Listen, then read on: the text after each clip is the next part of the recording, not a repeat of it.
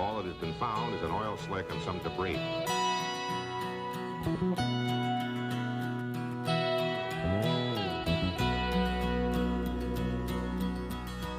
The legend lives on from the Chippewa down of the big lake they call Gitchagumi. The lake, it is said, never gives up her dead when the skies of November turn gloomy. With the load of iron ore, 26,000 tons more than the Edmund Fitzgerald weighed empty. That big ship and true was upon the bitude when the gales of November came early. The ship was the pride of the American side, coming back from some mill in Wisconsin. As the big freighters go, it was bigger than most, with a growing good captain well seasoned, concluding some terms with a couple of steel firms when they left fully loaded for Cleveland. And later that night when the ship's bell rang, it'd be the north wind they'd been feeling.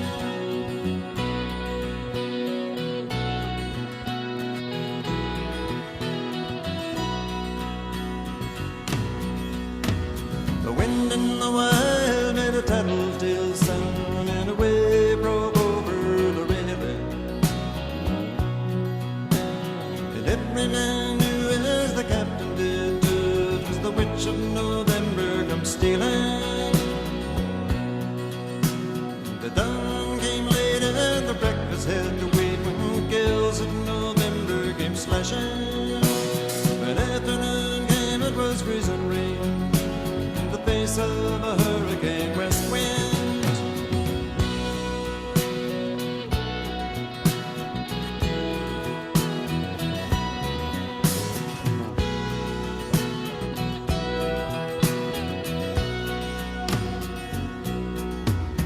When supper time came, the old cook came on deck saying, fellas, it's too rough to feed you. At 7 p.m. a main hatchway gave in. He said, fellas, it's been good to know ya. The captain wired in, he had water coming in, and the big ship and crew was in peril. And later that night when his lights went out of sight, in the wreck of the Edmund Fitzgerald. He's last dead contact with him and made us talk to him. At about 10 minutes after 7, 1910, and he said he was going along fine and no problem.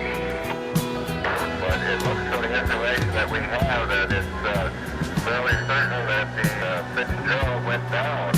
Does anyone know where the love of God goes when the waves turn the minutes to hours?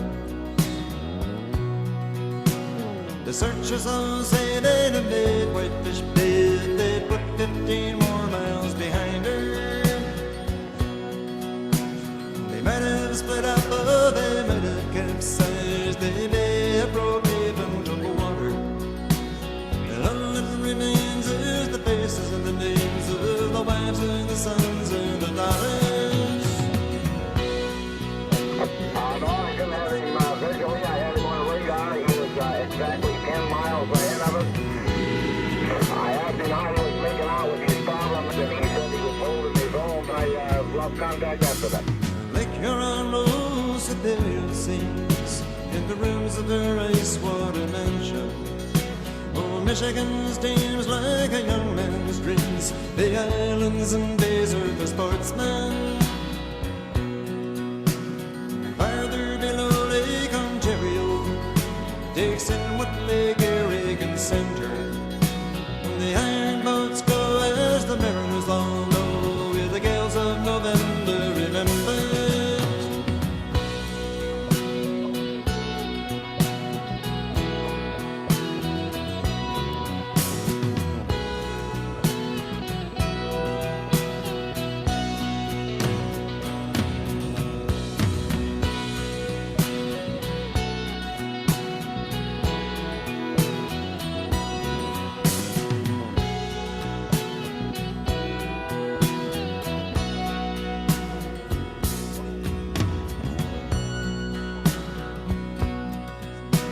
In a musty old hall in Detroit, they prayed in the Maritime Sailors Cathedral. The church bell chimed till it rang 29 times for each man on the Edmund Fitzgerald. The legend lives on from the Chippewa down of the big lake they call Gitchagumi. Superior, they said, never gives up every day when the gales of November come early.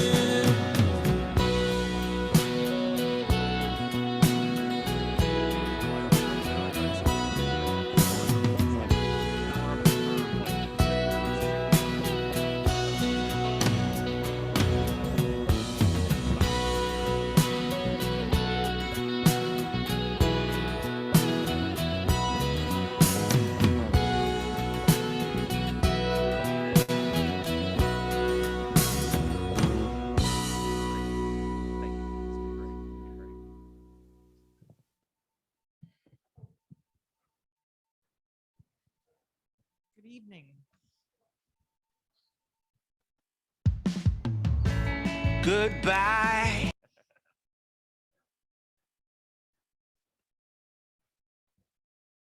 Hello. There we go. That's better. Everybody hear me okay? Okay, good.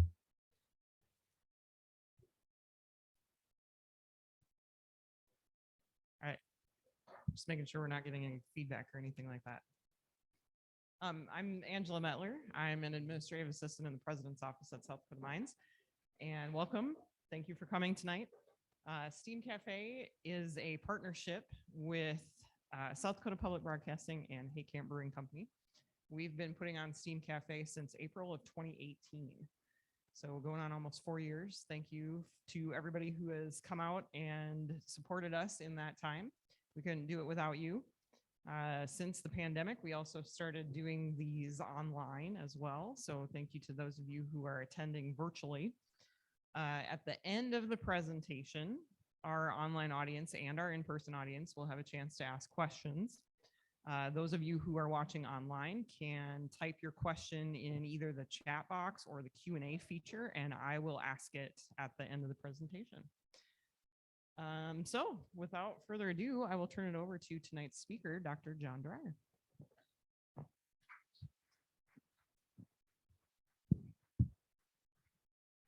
Well, let me first get my PowerPoint up here.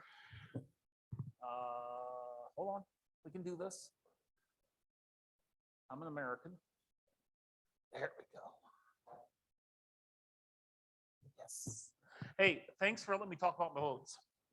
I love my boats. They're beautiful. But I want to talk a little bit about the Big Fitz, the legend and lore of the Edmund Fitzgerald and all of the other Great Lakes boats. So I hope you enjoy this. It's been my passion for a number of years. Are we good to go, Dane? Thank you. Without Dane, these things wouldn't happen. No, you're fine. My name is John, and I am a boat nerd. That's a pretty big thing. What is a boat nerd?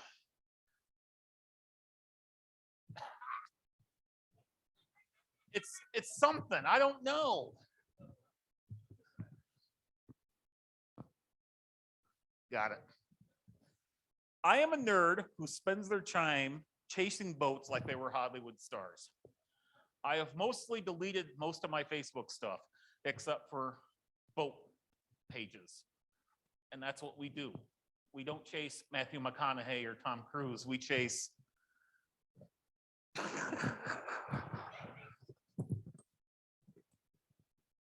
what? No. Sorry, Dane. I am. There we go. This is the Colonel James M. Schumacher. Excuse me. She is Toledo's museum boat. She is beautiful. And me and my daughter have played for many hours on her. She is 627 feet long, and she is a great example of a Great Lakes boat. So she's beautiful, huge. And this is the Arthur M. Anderson. And I introduce you to the word of boat butt. Now you're probably thinking to yourself, what? But this is something the boat nerd community does. We photograph boat butt. Oh, we're sorry. I'll figure something out. Don't worry. There we go. The Anderson actually was the freighter that was with the Fitzgerald when she went down in November of '75. The Anderson is still sailing with us, by the way, and she has her own Facebook page, and I love her to death. So we photographed the hell out of her. Again, like I said, it's not Tom Cruise, but it's way better. And this is the Alpina. She is a cement carrier. She goes to Green Bay, Wisconsin a whole lot. And she is the oldest boat on the lakes. She was built in '42. And she's still sailing. And she's going to be keeping sailing. So this is kind of what boat nerds do. We photograph this stuff. We have our own book called Know Your Ships. We have people that row out in little rowboats and take photos. We have drone people. It's amazing. It's beautiful. And I love it. But let's talk about the big Fitz for a little bit, shall we? The Fitz is the last big ship to sink in '75. It's 46 years. It's 46 years actually last month in November, but it's 46 years. She was preceded by 3 other boats that sank. The Carl D. Bradley in 1958, the Daniel J. Morale in '66, and the Cedarville in 1965. Now, why don't you hear about more of them? Well, give me a minute. Here's a picture of the Morale. As you can see, lake boats are awesome, but sometimes they split in half. Metallurgy, weakened steel, et cetera, things like that. The sole survivor of the Morale, a fellow named Dennis Hale, who I'll show you his picture in a minute, he actually saw the Morale split at the amidships. And he, that would freak anybody out. Old boats that have been worked very hard. So why is the Fitzgerald more famous than these other boats? You have one guess, folks. One. You would never have guessed, right? This is the actual album Gordon did, Summertime Dream, which is a great album, by the way. I love Gordon Lightfoot anyway. He's a spectacular musician and a spectacular person. But once he chose to memorialize the big Fitz in song, yeah, that's it. He's great. I love him. But yeah, that's why the Fitz is so much more popular than anything else that ever sunk, because Gordon got hold of it. So he is a Canadian, and I would dare say a North American national treasure. That's Dennis Hale. He's the sole survivor of the Daniel J. Morale. I wanted to talk about him for just a few seconds. As he got older, he became kind of a magnet for the families of the Fitzgerald. They saw him not just as a shipwreck survivor. They saw him as he'll understand what we're going through, and he did. It was very important to him. He passed away a few years ago, unfortunately, but it was a big deal for him to represent both the Morale families and the Fitzgerald families at various memorial events from Detroit all the way out to Cleveland and past that. So the picture here is interesting. He was on a raft for a number of hours with just a pea coat, a life jacket, and his underwear, and he survived. And he survived. He was a good guy. I have his book, which is a fascinating read. But yeah, he was kind of a magnet for the Fitzgerald families because he kind of understood what had happened.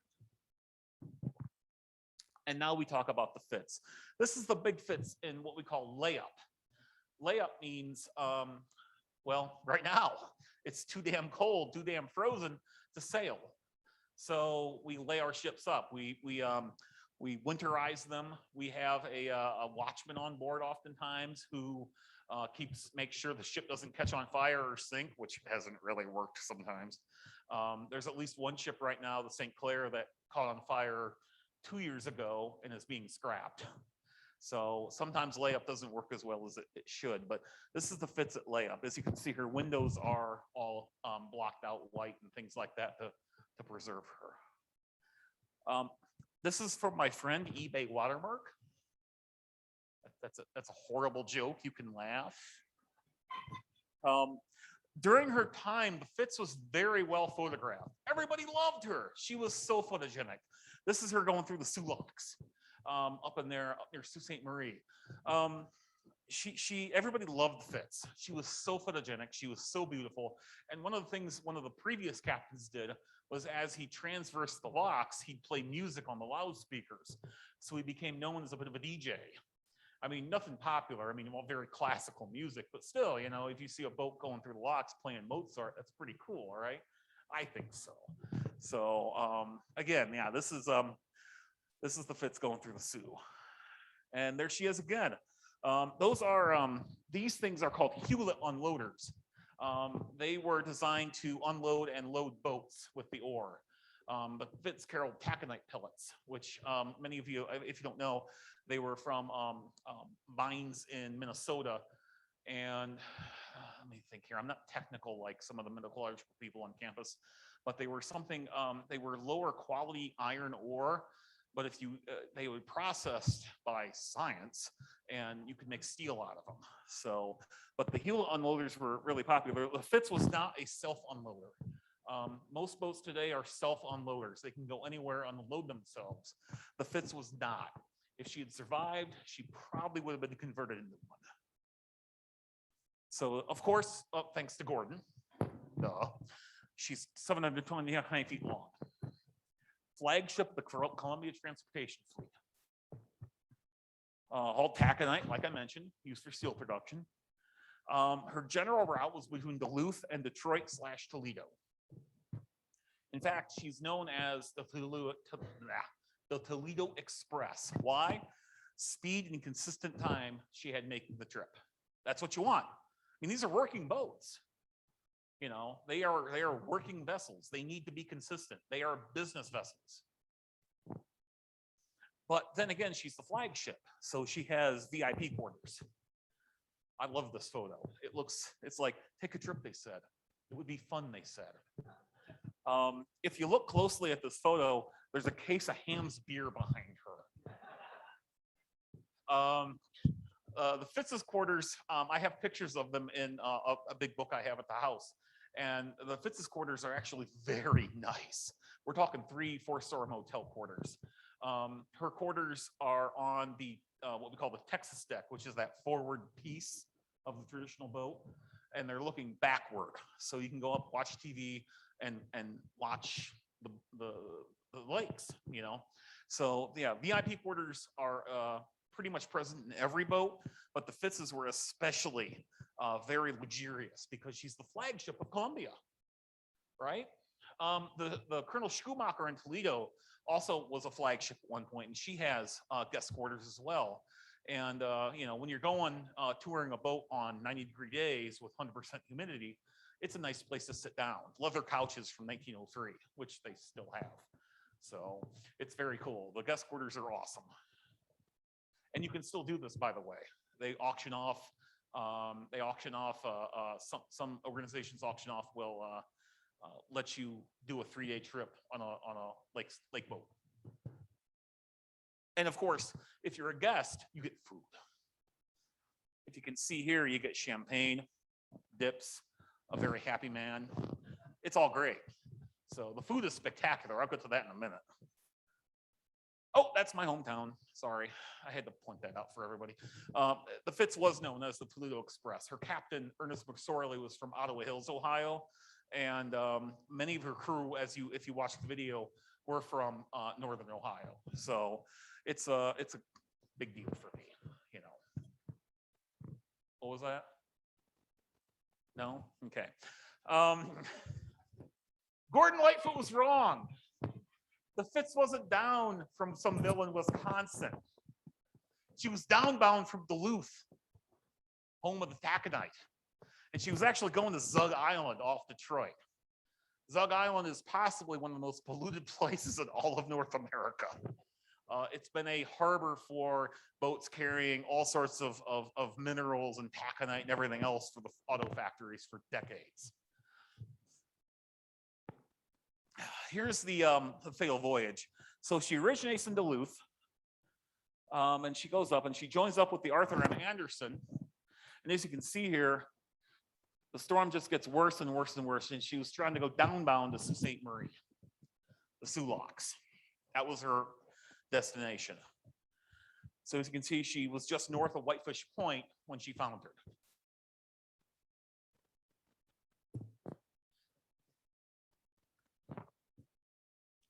Of course, I put downbound in italics because downbound means she was going south.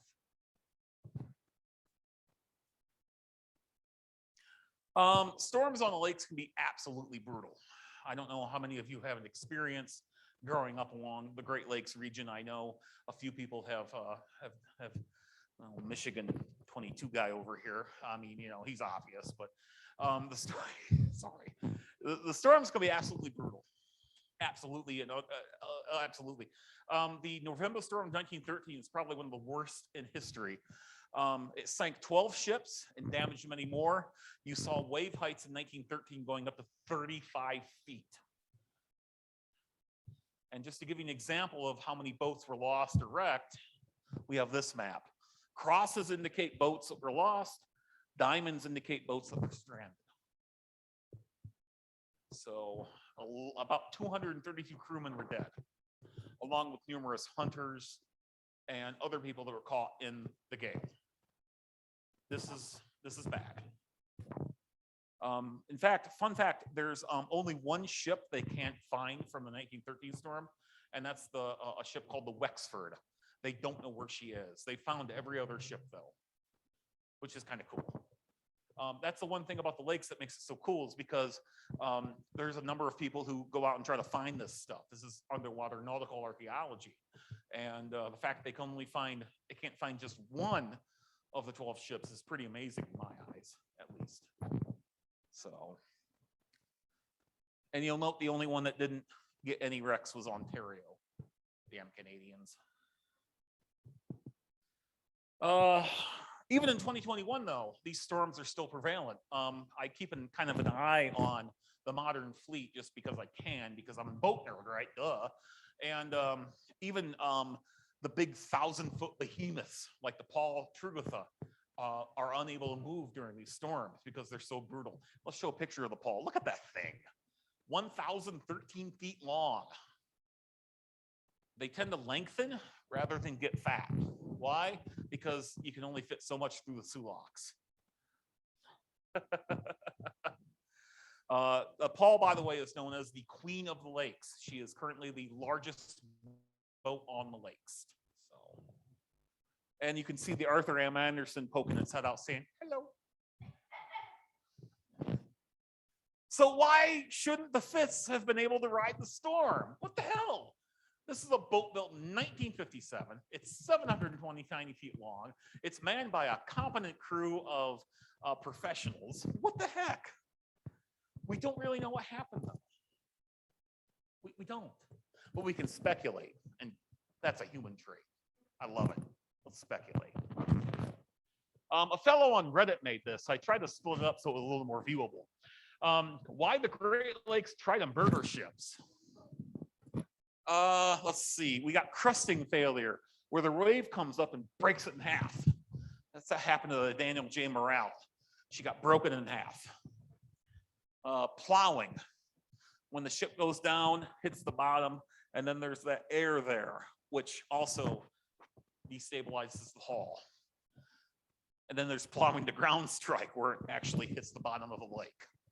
That will happen in Lake Erie. Lake Erie is very shallow. But we're not done yet. Bottoming. When the wave action hits and the ship just hits the bottom. That might have happened to the Fitzgerald at 6 Fathom Shoal. We're not sure. Then there's wave spanning, where the wave comes up and breaks. And then swamping, where it just swamps it. In 1913, during the big November storm, that was a big issue, because all the boats in 1913 were underpowered. Imagine taking your, I don't know, remember the Yugo with like a 2-cylinder engine? Imagine taking that into a snowstorm. That's kind of what you're dealing with. You're dealing with underpowered. And so the ship, instead of doing this, we'll lose this engine and eventually flip over. But most likely the Fitz bottomed out, we think, but we're not sure. That's one of her lifeboats. See that damage? Yeah, they were never launched, but they were found on the surface. That's the damage the storm inflicted.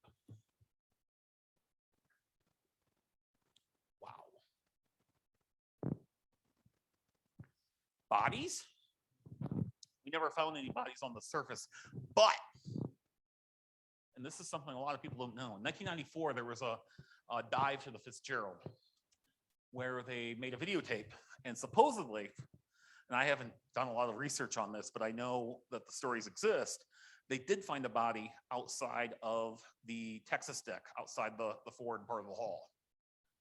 Now, Lake Superior, because of course, like Gordon Lightfoot says, it preserves us dead, it does. Was it a body of a Fitzgerald crewman? Probably. However, supposedly you can find the video on YouTube. Good luck, I'm not gonna look for it. But as a result of the video, Michigan made it against the law to release footage or videos or photos or whatever of a Fitzgerald crewman's body. So most likely those 29 men are still at the boat. Canada, because she's on the Canadian side as well, Canada has designated her a tomb. She's a grave, which is a good thing, I think. So, I mean, it's not like you can raise her or anything. Her current condition, well, I'll get to that. So what the heck happened? Okay, this is just my speculation based on 20 years of reading about this stuff. So if you want to disagree with me, we can fight outside. Or not, probably not, no. Theory 1, she bottomed out in 6th Avenue Shoal and water poured in, overwhelming the pumps. That's probably what happened. The water pouring in amongst the taconite, most likely, she wasn't sectioned off. She had big holds. She only had 3 holds for 729 feet. That's not much. So most likely what happened is the water poured in and she kept going lower in the water. And eventually she, as Bernie Cooper took a nosedive. And that, by the way, is a model at the Wisconsin Maritime Museum. And as you can see, she's beat to hell too. Her spar is lashed up, so yeah. Theory 2, a weak keel gave way to the battering of the storms. There is documentation that the Fitz had construction issues. Ernest McSorley, her last captain, called her a wiggly worm. Other Fitzgerald crewmen noticed that she wiggled a whole heck of a lot more than she should have. So she might have wiggled so much of that storm that she started breaking apart like the Daniel J. Morale did. And as you can see here again, this model, her stern is upside down with the taconite all around it. So did the Fitz have issues with her construction? Yes, but how much did it affect her sinking? Again, we don't know. And this is the most interesting part. For 3 years running, she broke her own tonnage records, meaning she kept carrying more and more and more. Now, if you're a lake boat, you're a working boat. You're going to get lengthened. You're going to get fixed. You're in debt to your owners. You need to make money. The Arthur M. Anderson, for example, in 1975 had been lengthened by almost 120 feet. No problem. The Fitz never had that. And so she was overloaded maybe, deeper in the water than she should have been. So maybe that combined with 6 Fathom Shoal or combined with a keel issue might have done her in. Ernest McSorley, her captain from Ottawa Hills, Ohio, was a self-described heavy weather captain, meaning that he could do anything. He could get her through. In reality, what that means is that I gotta make my date. I gotta make my due, because if I don't, I'll get fired. It's just a reality. You know, you're you're not doing this for romanticism. You're doing this because it's a job. You're doing it because the company says so. Kind of like Alien. So did McSorley push his boat hard, overloaded with issues? We don't know. And I like her, Miss McSorley, by the way. I know a little bit of the history. I like him. We don't know. So my hypothesis, faulty design, overwork, overloaded, and weather. A quarter thing each, does that sound reasonable? I think it does. Bernie Cooper, who was the captain of the Arthur M. Anderson, I actually have his complete transcripts from both his Coast Guard, hearings and his discussions with his company. And he refuses to speculate. It's really interesting to read through the transcripts because he refuses to speculate. He's like, I'm not going to speculate on this. All I know is the weather was hell. My boat was good. The Anderson, despite her lengthening, was waterproof and perfect, according to him.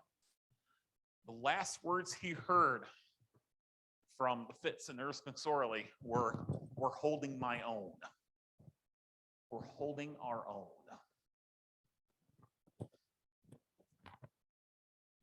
There he is. That was one of his first calls to the Coast Guard. I think she's taken a nosedive.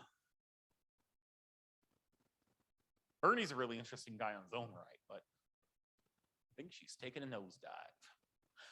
Bernie and the Anderson got into Whitefish Point, and they were asked by the Coast Guard to come out and search for the Fitzgerald. So the Anderson, the William Clay Ford, which was part of the old Ford fleet for Ford Motor Company, which had their own boat fleet, and one of the newest boats on the lake, the Roger Blau, which I wanted to name my gigantic cat after, which was the oldest traditional boat on the lakes. They all went back out searching for her. Now, you have to understand something. Bernie didn't want to do this. That's like getting parked with your Yugo at a nice hotel and suddenly, hey, come out and search for somebody. You know, and so he did. He didn't want to do it, but he did. There's a really good painting of Bernie Cooper's boat, the Anderson, and the William Clay Ford with their searchlights going, trying to find something from the Fitzgerald. They never did. And this storm was bad enough that the Coast Guard scrambled to put helicopters and everything in the air. It was bad. It was really bad. This is a human interest story. In 2005, there was a fellow from Findlay, Ohio, at a car show, and he saw this car. It was a Dodge Challenger, and it had been one of the deckhands, a guy named Bruce Hudson. He'd left it in Toledo. Bruce was going to go to Toledo, or go to Detroit, lay up in Toledo, which was going to happen. He was going to lay up in Toledo, take his Challenger with a buddy, and go to California because it's not cold there. And he never got there. So this fellow from Findlay bought Bruce Hudson's Challenger and restored it and takes it to car shows. If I know you can't see this, but it's really cool. The Columbia ship stickers right here. He's got his dock sticker, and in the inside, when the guy bought it, he found the lighter, a lighter with the Columbia logo on it. So Bruce's memory is still here with us. Just one of the cool human interest stories from this disaster, I think. So, life on a boat. This is my favorite part, frankly. So, some of you at your tables, I've deposited menus or recipes. Sorry, I'll talk about that in a minute. This is Thanksgiving on a boat in the 1960s. Now, some of you may remember when things like smoking were cool. So each plate has a pack of Marlboros and a cigar. The food was spectacular. Turkey, ham, appetizers, you name it. The pay wasn't that good, but the food was spectacular. You can eat well on a boat, and that was one of the perks of being a sailor, good food. So there's some of the stewards and the cooks serving up. No alcohol, though. Sorry, you gotta sail. This is the galley on the James Schumacher, which I've been on many times. As you can see, it's pretty extensive.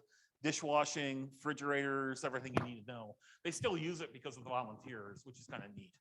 So, fun fact, this is the steward crew from an unknown boat. You'll notice something. Really, if you were an African American, the only job you could get on the boats was as stewards. And so a number of stewards are African American fellows. So that's the cookbook. You can get it off Amazon. Do it. I have 2 copies. You never know.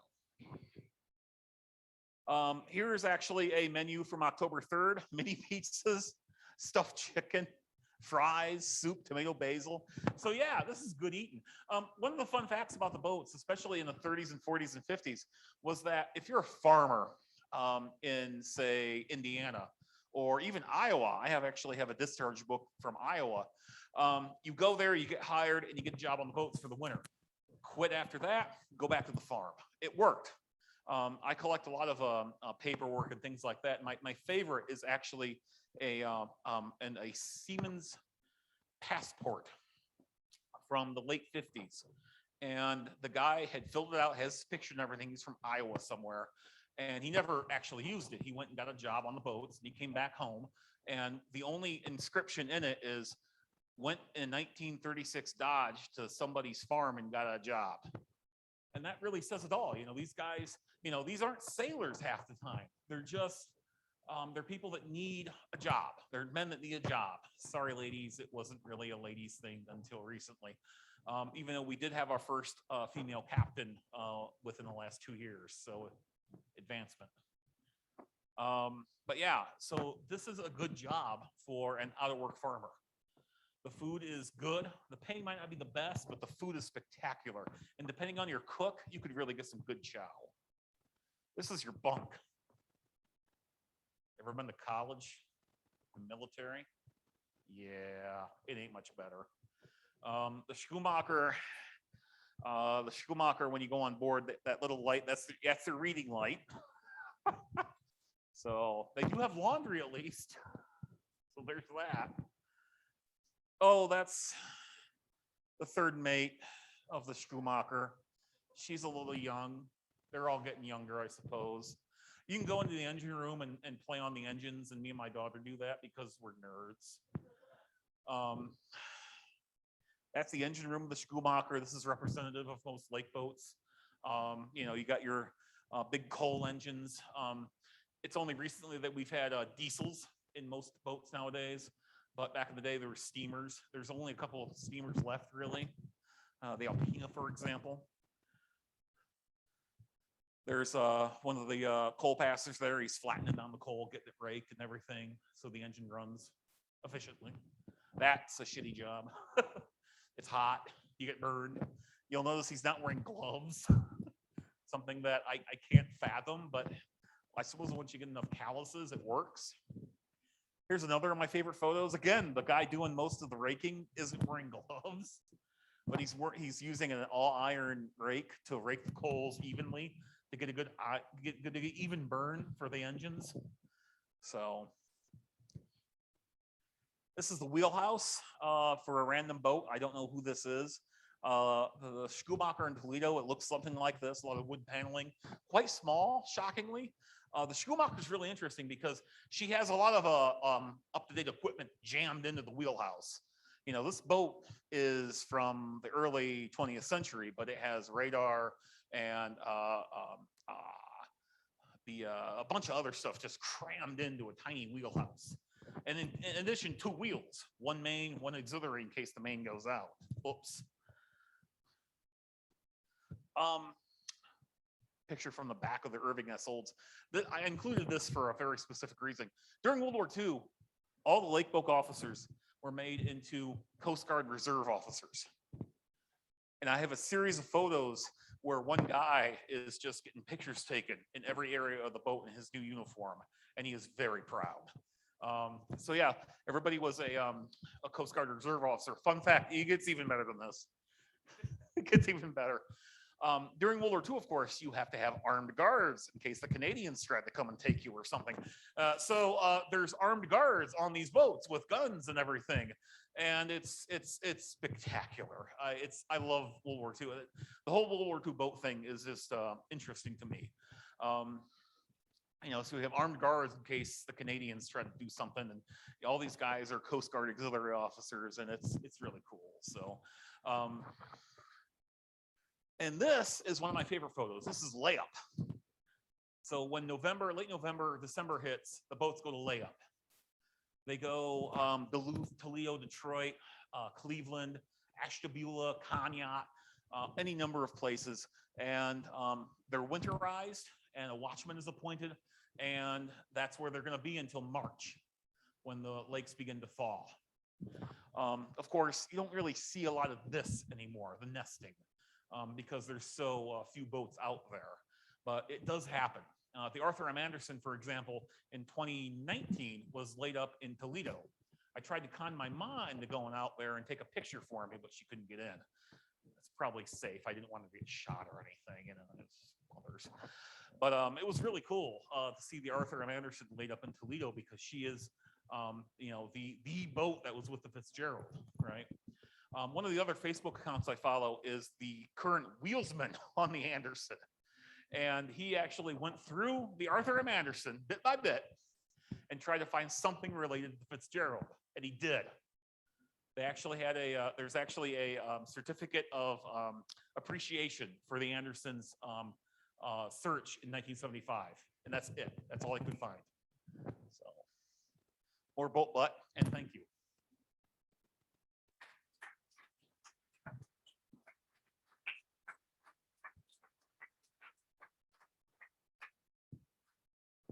Any questions?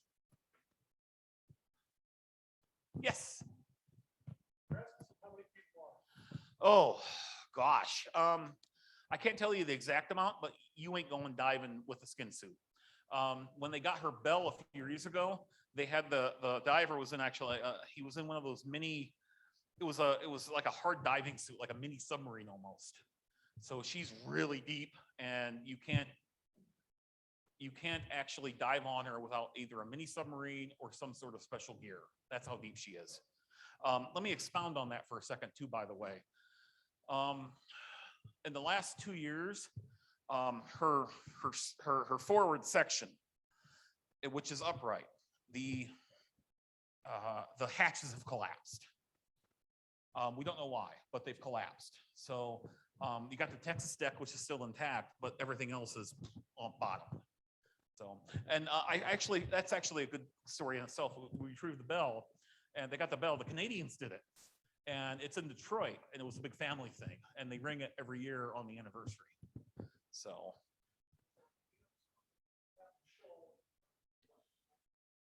yeah.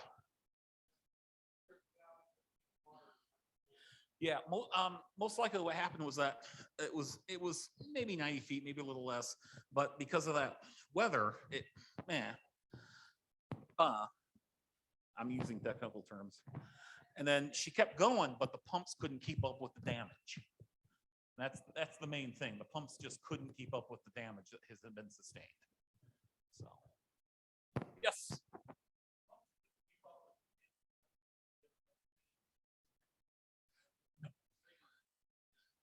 That's a really good question, actually. The captain of the Anderson and other people have researched all this. We don't think, and I say we because I read all this stuff. We don't think they knew the extent of the damage. Again, this is all theory. This is all just speculation, but nobody thinks they knew the extent of the damage that happened. She got holed, and because of the taconite, which is in kind of pyramid shapes in the holes, they just couldn't see how much water was coming in. So that's the speculation on that question, is that they just didn't know. You know, they thought they were okay, even as they're riding lower and lower in the water. Hence the last bit, we're holding our own. But McSorley didn't know just how bad it was. Anybody else? Yo. Hell yeah. In fact, they just built a new one out of where the hell they built her out of? Lorraine, I think, Ohio. But yeah, they're fewer, obviously, and they're scrapping more and more. But they just built a new one last year, the Mark W. Baker. So she's going to come online probably next year or next year after that. So those big 1,000-footers can carry so much. So yep, they're still doing it. Anybody else? Yes, sir.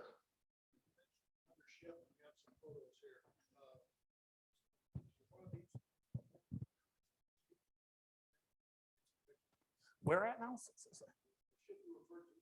Oh, the Colonel Schumacher? Yeah, she's in Toledo. She's a museum ship in Toledo. You can go on her, you can take pictures, you can go everywhere. There's other museum ships too. There's the Valley Camp in Duluth, Minnesota. There's one in Cleveland. There's one at Sault Ste. Marie. So yeah, there's a bunch of museum ships you can go on board and take pictures and like the Valley Camp, for example, has a really nice Fitzgerald memorial on her. So yeah, there's a lot of stuff.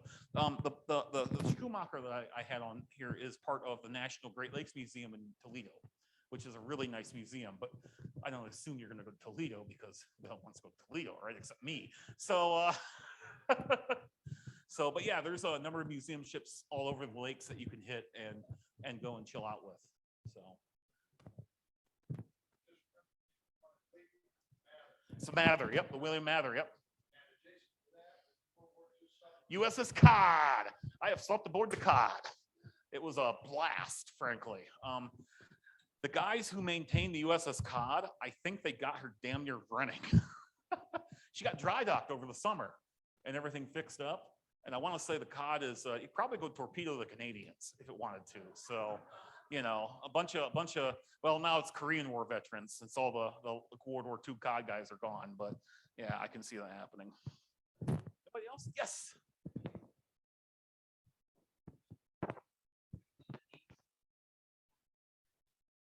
Oh, say that again.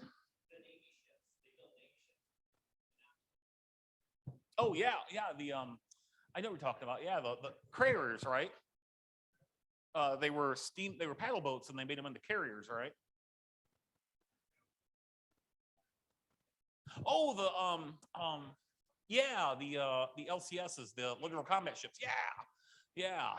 God, they're decommissioning them, a lot of them now. Yeah.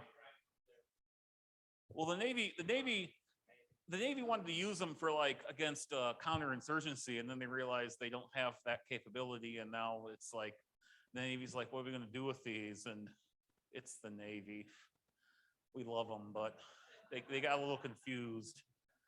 Fun fact: one of the side wheel in World War II, one of the big side wheel paddle steamers in Michigan was renamed the USS Wolverine and made into a training aircraft carrier.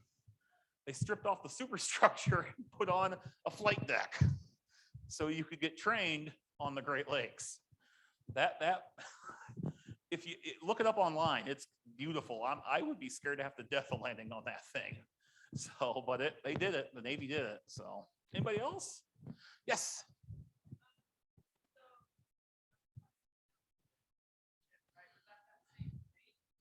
Say that again, please. The other captain of the Anderson, he went out. Yes. Yep, it was. The Coast Guard asked, what she asked is, did Bernie Cooper go back the same night and look for the Fitz? Yes, he did. The Coast Guard asked him to. And Bernie Cooper was like, the transcripts are really interesting. He's like, I don't really want to, but I will. And he did, because, that's what you do. But, the storm was bad enough that Cooper was worried about damage to his boat. So, yeah. About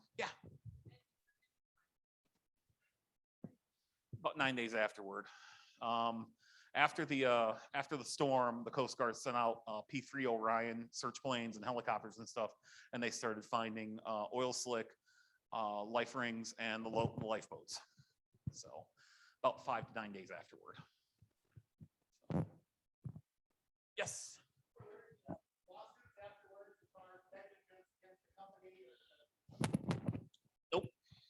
Nope. The company went and bought another boat to replace the Fitzgerald called the Courtney Burton, which is still in service. So that's kind of how it went. You know, I mean, of course they had to pay out to the families, and that was kind of a fight to get what the families wanted. But yeah, they went and bought another flagship, the Courtney Burton, which is still in service today. Yes, sir. Oh man, that's a good question. That's a damn good question that I don't know if I can answer. Probably about 80, 85 feet. So yeah, it's like the Panama Canal. You can only get so much there. That's why they keep lengthening them every year or so. Yeah. Yeah, if you look at the history of a lot of the boats, they've been lengthened to some extent. I think, like I said, I think the Anderson got lengthened by about 150, 200 feet just before this. And that's just part of the deal. You know, you're flipping more stuff. Yeah. Yeah.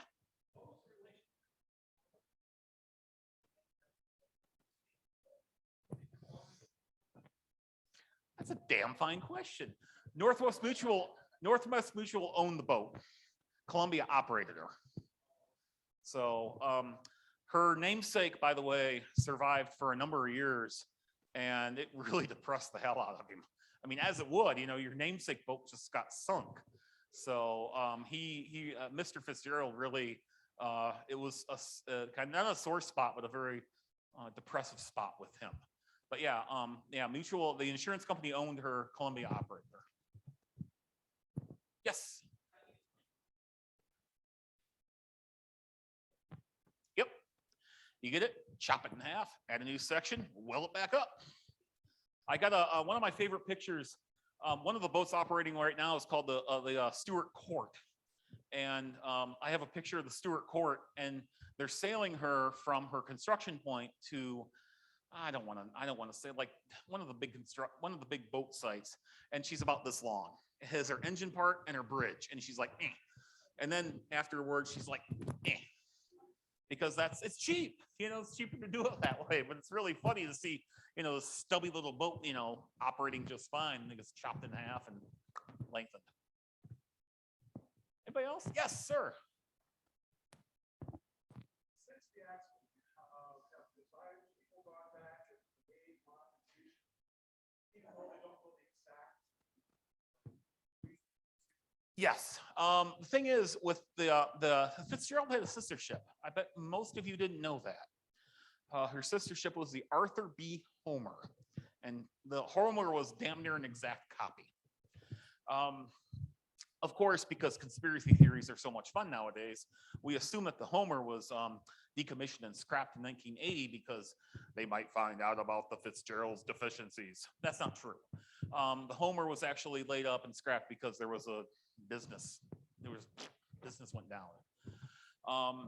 The thing is with the Homer and the Fitzgerald is that a lot of people speculate, and I can't say for sure, but this is what I've read, that she was one of the last boats built by a certain company at Lorraine, and they skimped on her a little bit. Instead of doing things like rivets, they did spot welding on her keel.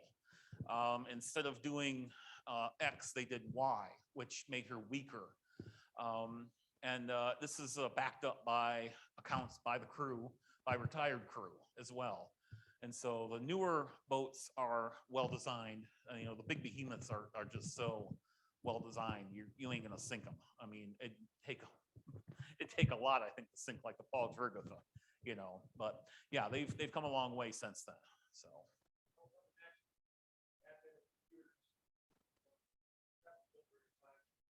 Oh yeah, 57, absolutely. So, but a lot of the other boats, you know, were, yeah, it was just, I think it was just a design issue, really. That's one of the contributing factors, I would say. Yes, ma'am. No. Well, let me rephrase that. They do not. Y'all ever heard of the one in 2014 that got sunk by Hurricane Joaquin? That had a black box on it. And that's how I know so much about that boat. I can't remember her name. It was sunk by Bahamas by Hurricane Joaquin in 2014. And I'm just having a meltdown because I have like 3 books on it. But she had a black box, and that was the big thing to find it. It's actually a really interesting story to find the black box. They the searchers contracted the Navy, and the Navy helped them find it because it was all broken apart because of the hurricane. So I don't know if Great Lakes boats have a black box, to be honest with you, but I know most commercial non-lake boats have black boxes. So anybody else? Yes, sir. That's a good question. I can't figure it out. I've tried. I can only find contests where I have to like donate money and stuff, and or like, you know, get into a raffle. So I'd like to, because they routinely offer trips on the Paul Trigatha, the Queen of the Lakes, and that would be palatial as far as I can tell. So I don't know how much. It's probably not cheap. You can do stuff on like the SS Badger, and there's other like boats out there that you can like travel boats, but I'd like to do one on a freighter, frankly. Anybody else? Yes.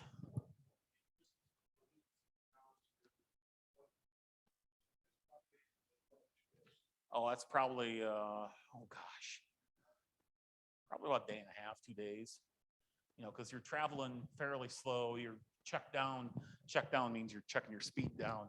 Check down because of the weather, things like that. Yeah, probably 300-400 miles, I'd say at least. That's just my off-the-cuff interpretation. I could be wrong. Anybody else?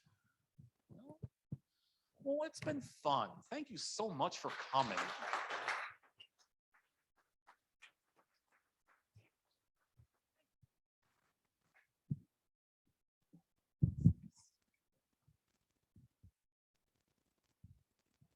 Okay, thank you all for coming again.